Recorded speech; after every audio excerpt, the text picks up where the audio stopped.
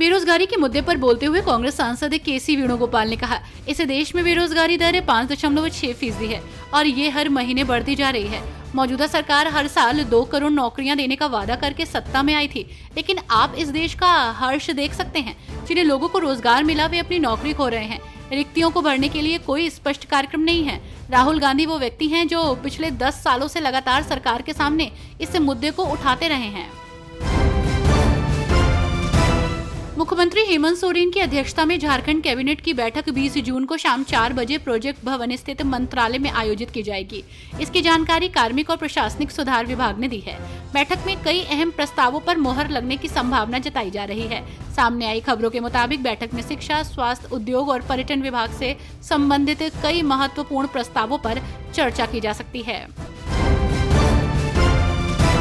एक तरफ जहां बिहार विधानसभा चुनाव को लेकर तैयारियां जोरों पर हैं, तो वहीं दूसरी तरफ लालू प्रसाद यादव के बड़े बेटे तेज प्रताप यादव को लेकर सियासी गलियारों में जमकर चर्चा हो रही है।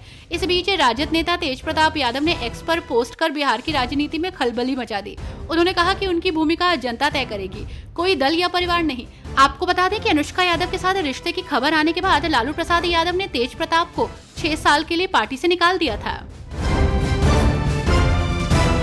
आवास योजनाओं में अल्पसंख्यक आरक्षण पर बोलते हुए कर्नाटक के मंत्री एच.के. पाटिल ने कहा कि सरकार का मानना है कि बेघर लोगों को अधिक घर मिलने चाहिए। एच.के. पाटिल ने कहा, जनप्रतिनिधि होने के नाते हम जानते हैं कि किस समुदाय के लोग बेघर हैं। सरकार का मानना है कि बेघर लोगों को अधिक घर मिलने चाहिए। अन्य समुदायों के लिए भी आरक्षण है। हरियाणा के मुख्यमंत्री नायब सिंह सैनी ने गांधीनगर में गुजरात के पूर्व सीएम विजय रूपाणी के परिवार के सदस्यों से मुलाकात की। रूपाणी उन्हें 241 लोगों में शामिल थे जिनकी लंदन जाने वाली air India Boeing 7878 dream liner के उड़ान भरने के तुरंत बाद दुर्घटनाग्रस्त होने से मृत्यु हो गई थी। उन्होंने कहा कि ये बहुत ही दुर्भाग्यपूर्ण घटना थी, ये अकल्पनीय था। विजय ने एक साधारण जीवन जिया। वो पंजाब के लिए पार्टी के प्रभारी के रूप में काम कर रहे थे। हम लगातार संपर्क में थे और हमेशा एक दूसरे से मिलते थे। विदेश सचिव विक्रम मिस्त्री के अनुसार राष्ट्रपति डोनाल्ड ट्रंप के अनुरोध पर भारतीय प्रधानमंत्री मोदी और अमेरिकी राष्ट्रपति ने फोन पर बात की और ये बातचीत लगभग 35 मिनट तक चली। इस पर तीखी प्रतिक्रिया देते हुए कांग्रेस नेता सुप्रिया श्रीनेत ने कहा, प्रधानमंत्री ने फोन पर बात की और सरकार ने कहा कि प्रधानमंत्री ने करारा जवाब दिया, लेकिन कुछ घंटों के बाद ट्रंप 15वीं बार कहते हैं कि हमने युद्ध रोक दिया और नरेंद्र मोदी को असीम मुनीर से जोड़ दिया।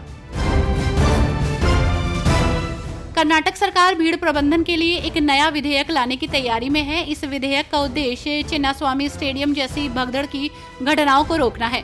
विधेयक के अनुसार प्रबंधन में लापरवाही पाए जाने पर 3 साल की सजा और 50,000 रुपए का जुर्माना लगाया जा सकता है।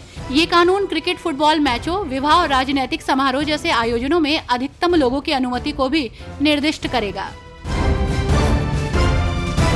अपने बयानों को लेकर अक्सर चर्चा में रहने वाले कांग्रेस नेता उदित राज ने एक बार फिर पीएम मोदी पर हमला बोला। उन्होंने कहा कि मोदी जी आखिर ट्रंप के बयान का खंडन क्यों नहीं कर रहे। ट्रंप अब तक 15 बार कह चुके हैं कि उनके कारण युद्ध विराम हुआ, उन्होंने ही कराया। ये भारत की संप्रभुता पर बहुत बड़ा धब्बा है। इजराइल ने ईरान के nuclear infrastructure, missile production site और एयर डिफेंस सिस्टम पर बुधवार देर रात हमले किए। अराक हैवी वाटर रिएक्टर को भी तबाह कर दिया। इस ऑपरेशन में 40 फाइटर एयरक्राफ्ट का इस्तेमाल हुआ और 100 से अधिक बम गिराए गए। नतीजा ये रहा कि नतांज के पास से न्यूक्लियर हथियार डेवलपमेंट से जुड़ी फैसिलिटी को भी निशाना बनाया गया। वन नेशन वन इलेक्शन को लेकर गठित संयुक्त संसदीय समिति ने हिमाचल प्रदेश की राजधानी शिमला में सीएम सुखविंदर सिंह सुक्खू के साथ बैठक की। समिति के अध्यक्ष पीपी चौधरी और अन्य सदस्यों का मुख्यमंत्री ने गरिमापूर्ण स्वागत किया। इस अवसर पर उन्होंने अध्यक्ष और अन्य सदस्यों को पारंपरिक हिमाचली टोपी और शॉल भेंट कर सम्मानित किया। चर्चा के दौरान मुख्यमंत्री ठाकुर सुखविंदर सिंह सुक्खू और उप मुख्यमंत्री मुकेश अग्निहोत्री ने समिति के साथ प्रदेश सरकार के विचार साझा किए।